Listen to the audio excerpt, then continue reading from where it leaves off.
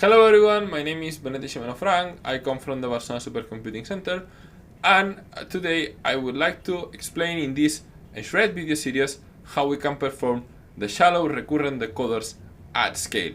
So in other words, how can we fit SHRED to a dataset that needs parallel computing. So this work of doing SHRED at scale actually is joint work together with Stefano Arriba, Arnau Miró, Iber Rodriguez, Nathan Kutz, and Uriol Lemkul. And to do that, we are going to need pyLOM.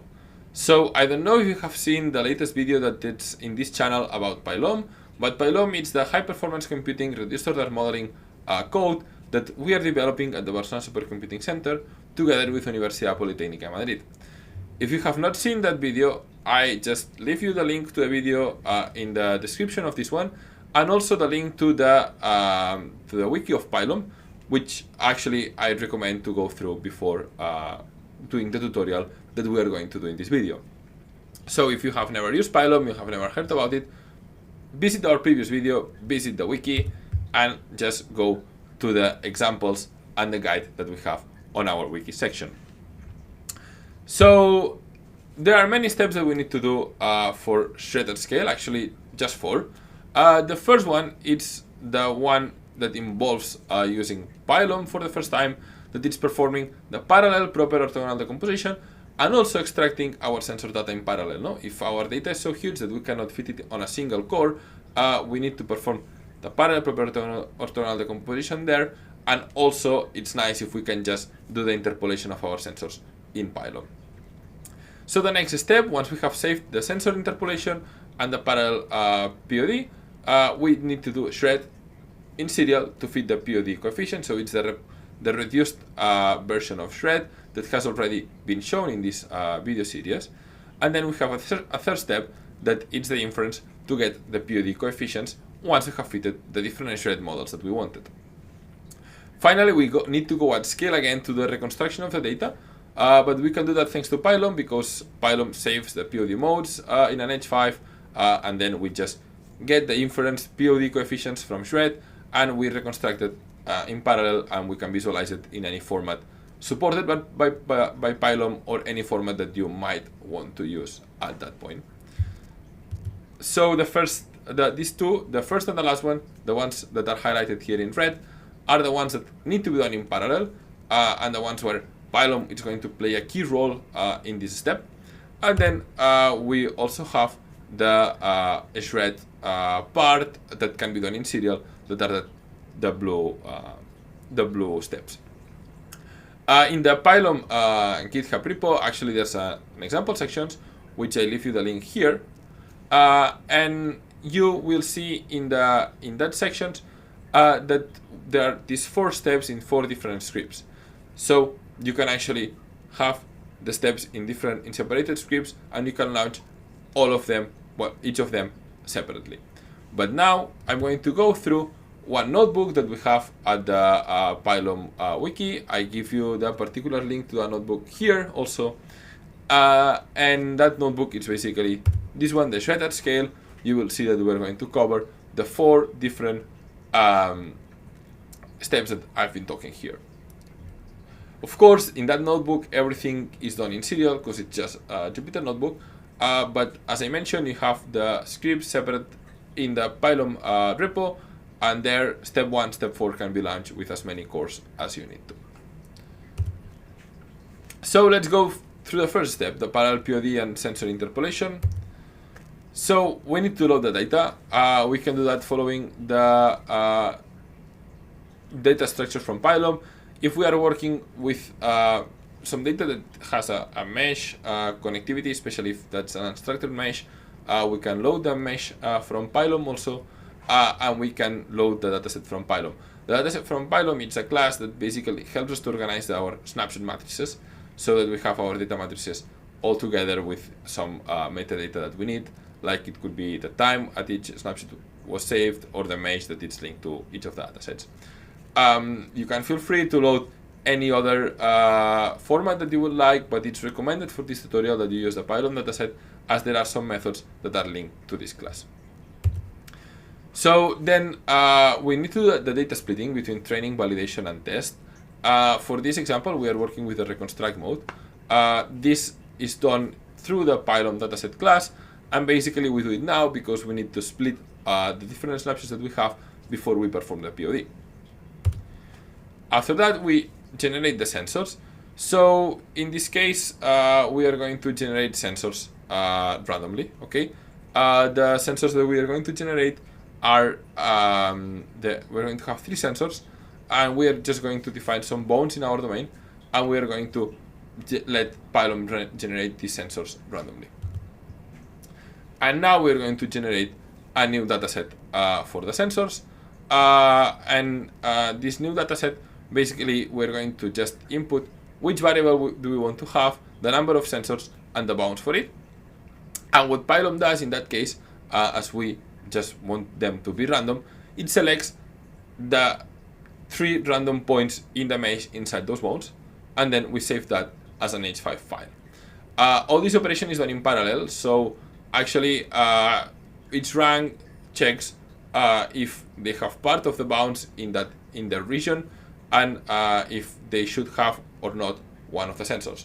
So once this is done in parallel, then all the results are saved in a file that it's the sensors.h5 that can be loaded with any partition that we want. We don't need to open it with the same number of ranks that we have been running until now. Okay, this is quite of an important step if you want to perform then the SHRED fit in serial as usual. So next step is performing the POD of the training data. This POD, basically, first of all, we need to mask the field that we have. We need to select only the training snapshots. Then we perform the POD. In this case, we are working with randomized POD because with the dataset that we are working should be enough to recover just 8 modes for that.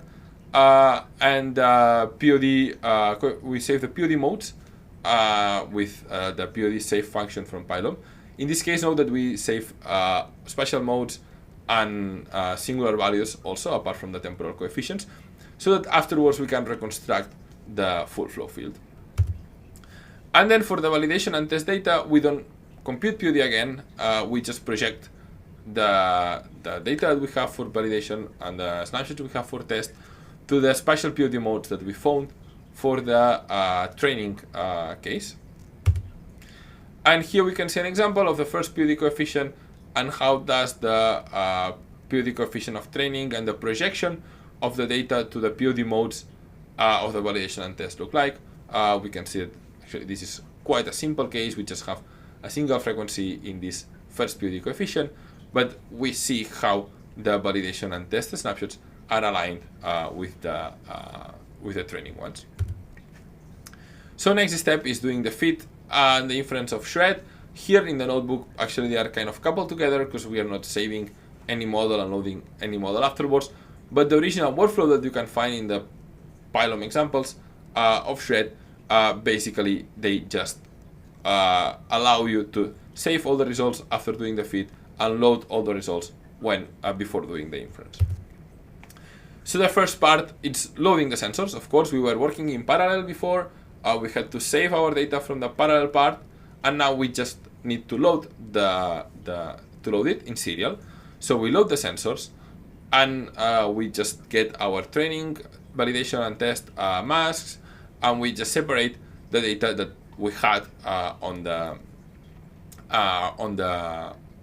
sensors between training, validation, and test. And once we have the input data loaded, we need to load the output data. In this case, the POD coefficients. So we load for the training data first. Note that when doing pyLOM POD.load, we can actually choose which variables we can load. So in this case, we are going to load the singular values and the POD coefficients, but we are not going to load the POD spatial modes because they are actually as big as the original data, and we are going to crash the memory of our processor, as now we are running in serial and we are not running in parallel anymore. Note that to select the variables, you need to follow the pyLOM notation for the singular values and the POD coefficients, that it's the common notation of S and B. Okay. Now, it's important to see that we also compute one factor that we called S-scale, that basically it's the percentage of the singular value that every mode has. We're going to use that S-scale to scale our loss function when training SHRED, so that we make sure that the first POD modes, that are the ones with a larger singular value, the ones that are more relevant to the flow field, are actually learned better than SHRED than the ones with a lower rank. So next step is doing a scalar of the POD data. We just apply a min-max scalar, and we save the scalar so that we can recover it afterwards when we want to do the evaluation of the results, so that we can have the same scalar.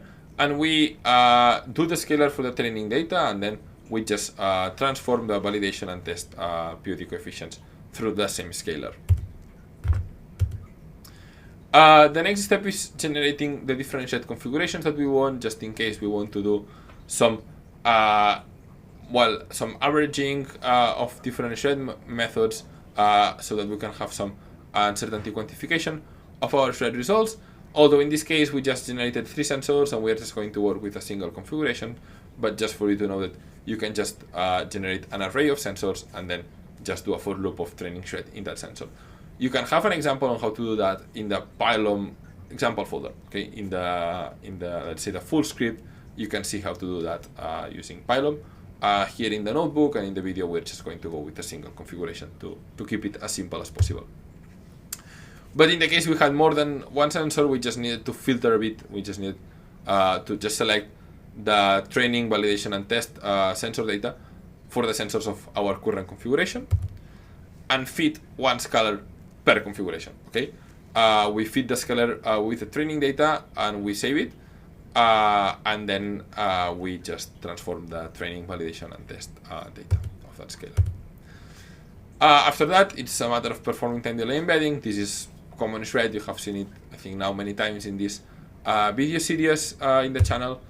And we do the training process of SHRED. We just build the datasets and we feed the SHRED. Okay. After feeding the SHRED, it's a matter of doing the inference. We just do the input of the SHRED, and we rescale it to the original POD magnitude, because now we are working with a min-max scalar, so now we go again to our original values. And then we save the POD now, the predicted POD coefficients from SHRED. So we can use again the pyLOM POD.save, but we just say put none options in the spatial modes and singular values, because we have not touched them, we are not predicting them, we're just predicting the POD coefficients. And well, here you could see how well SHRED actually is able to capture the first 4 POD coefficients for that case. So last step of the video is how do we do the parallel reconstruction. The parallel reconstruction, you need to perform, to load the data, okay, first with pyLOM POD.load, as we saw before, and then perform the reconstruction with pyLOM.POD.reconstruct, that basically does the matrix products to reconstruct data from POD modes. So as here we were working with the fluctuations and we want to recover like the final flow field, we just re-add them in again. Okay, this is just something that we are just doing for this problem, and then we can compute the root mean square error between the POD and the original, so that we see if we are doing it right. And finally, we can add our reconstructed field to our pyLOM dataset, and we can use the pyLOM dataset to plot the snapshot.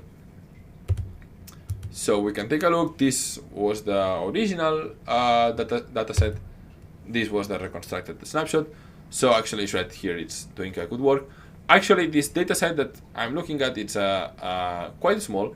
It's a flow over a cylinder at Reynolds 100, so it's pretty laminar. And also, it's only 151 snapshots and has 90,000 points only.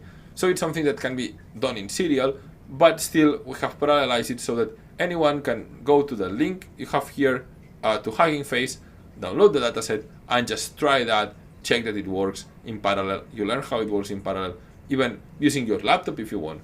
And then you can go to bigger data, the one that you have, so that you can actually make it work with your data but you have this smaller test case that works both serial, parallel, using pyLOM and SHRED. So that's the end of the video. Thank you very much for watching it. And well, as said, just check the links in the bio. And now it's time for you to try SHRED at scale.